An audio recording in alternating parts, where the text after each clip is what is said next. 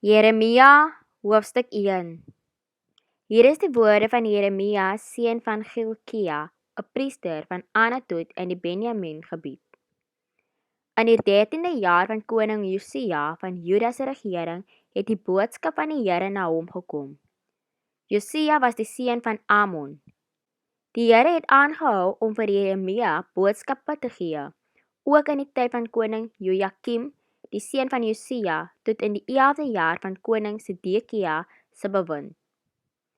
In Augustus van daardie jaar is baie van die mense van Jerusalem in ballingskap weggevoer.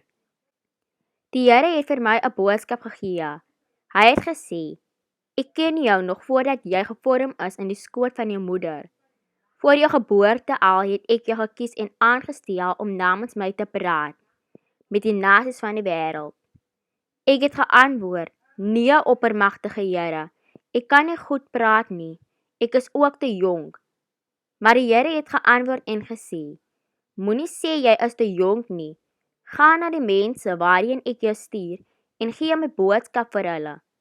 Jy moet ook nie bang wees vir hulle nie. Ek sal by jou wees en jou beskerm, ek is die Here wat so sê. Toe het die Here sy hand uitgesteek en aan my mond geraak. Hy het vir my gesê, ek het my woorde in jou mond gesit.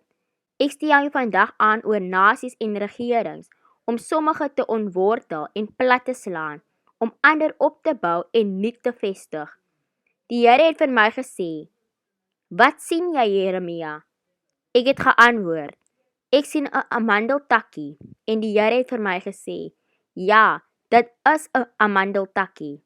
En dit beteken dat ek oplet en gereed staan om te doen wat ek gedreig het om te doen. Die Here het weer met my gepraat en gevra wat ek sien. Ek het hom geantwoord, ek sien 'n kokende pot wat uit die noorde oorval hiernatoe. Toe sê die Here vir my, uit die noorde sal dodelike gevaar kom oor almal wat in Juda woon. Ek laat die mense van al die koninkryke in die noorde na Jerusalem kom, sê die Here. Hulle sal hulle trone kom neersit by die ingang van die hekke. Hulle sal Jerusalem se mure aanval en al die ander dorpe van Juda binneval. So sal ek my oordeel uitspreek oor my volk, oor al hulle boosheid. Hulle het my verlaat en ander gode vereer. Ja, hulle buig voor die beelde wat hulle met hulle eie hande gemaak het. Staan op en trek jou aan en gaan sê vir hulle alles wat ek gesê het. Moenie vir hulle bang wees nie, anders laat ek jou dalk verleë voor hulle staan. Ek beskerm jou teen hulle. Ek maak jou soos 'n versterkte stad, so vasgeanker soos 'n ysterpaal of soos 'n muur wat van koper gemaak is. Jy sal sterk genoeg wees om jou teen die konings van Juda, hulle amptenare, hulle priesters en enige van die land se mense te handhaaf. Hulle sal jou probeer onderkry, maar dit nie reg kry nie.